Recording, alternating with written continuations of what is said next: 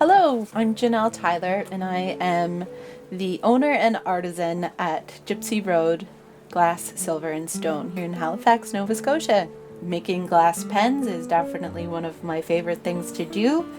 I hope you like what you see and enjoy the show. This is what a rod looks like, almost pure silica, and the first thing I do is break it down into more manageable pieces. And I scratch the glass and then pull and break at the same time. So the first thing I'm going to do is light the propane and then add the oxygen. And then now I'm going to heat the rod. So you heat gently at first so you don't send the glass into thermal shock. But this is borosilicate glass and it's very, very resistant to thermal shock. That's one of its attractive properties, and the other is that it's nice and clear. There's no bubbles or inclusions or fogginess in this type of glass. I'm making a gather, and I'm just heating the rod and pushing it into the gather so that the hot glass slumps down onto my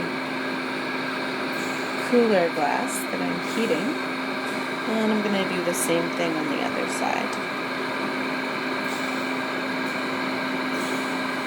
So that's a big enough gather now, and I'm going to go over and press some color into it. Colored glass, when it's in shard form like this, is called Frit. And this is just a blend of different colors of green Frit that I think make a nice, pleasant, springy palette. And next I'm going to do my spontaneously learned twist and flip. And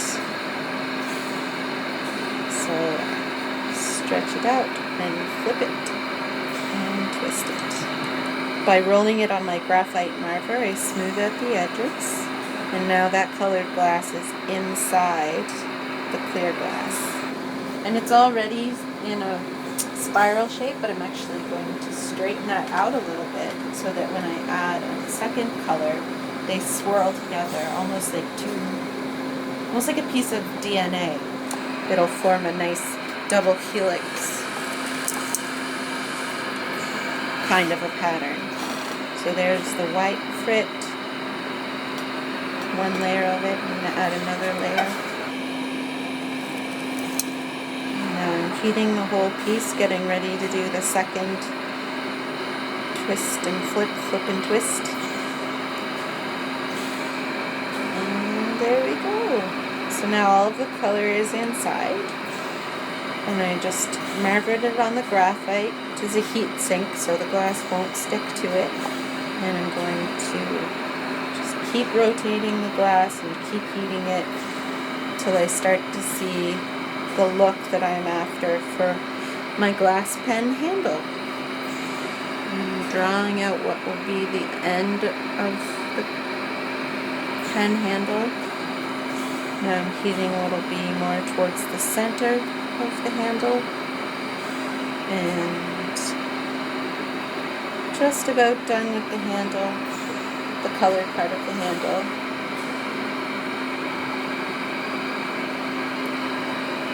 Now I'm going to form a small clear gather just to give the handle a bit more weight down next to the hand.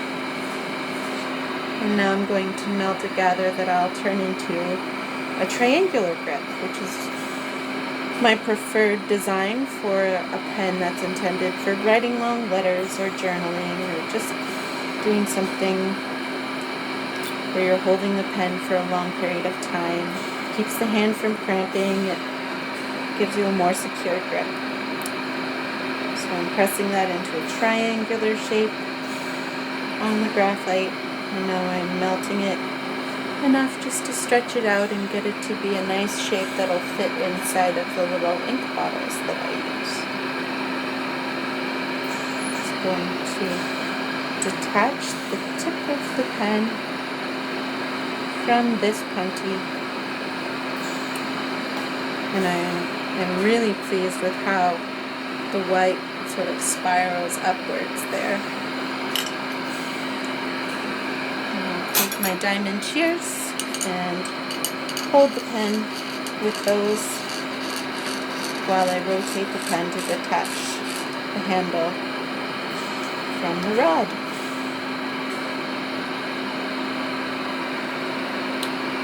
And there we have it.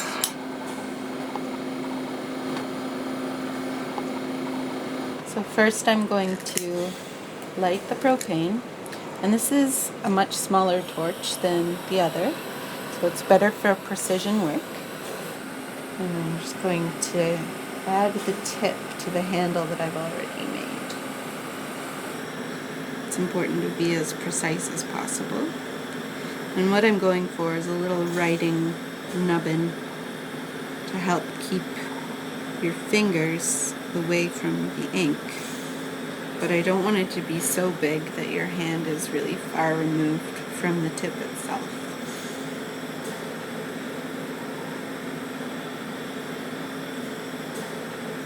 There. So there we go.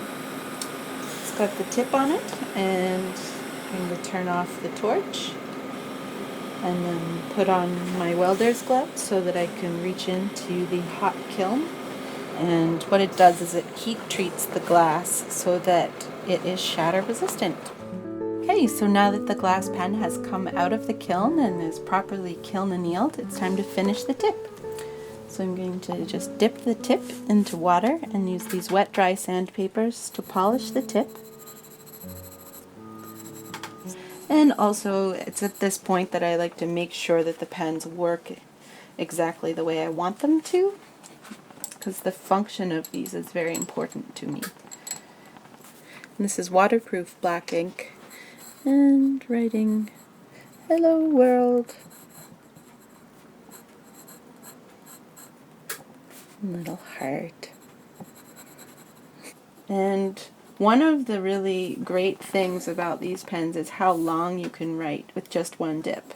So oftentimes people get bored before I'm done showing them just how far it'll go. But you get the general idea.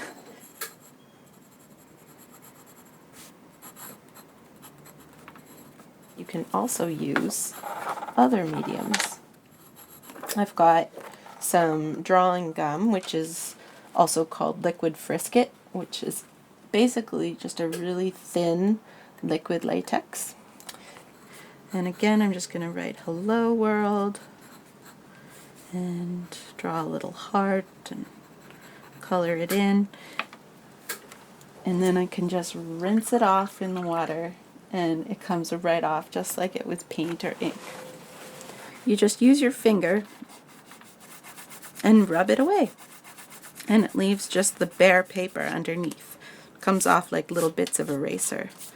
You can also use them with this thin adhesive called size that's used for gold leaf, and this stuff will actually dry just a little bit tacky, which means you can brush on pigment powders of any kind. Now it is perfectly white, so on the white paper it's not showing up. I'm just going to take some of this metal powder and I'm putting a little bit on a paintbrush, and I'm just brushing it on to where I used the size, and the powder only sticks to where the size was. And so I get this really nice metallic ink look without having to actually fight with metallic ink, which I find to be, no matter what pen you use, it's really thick and goopy and difficult to control. You can find me online at gypsyroad.ca, and in general my handle on the internet is artisan Janelle.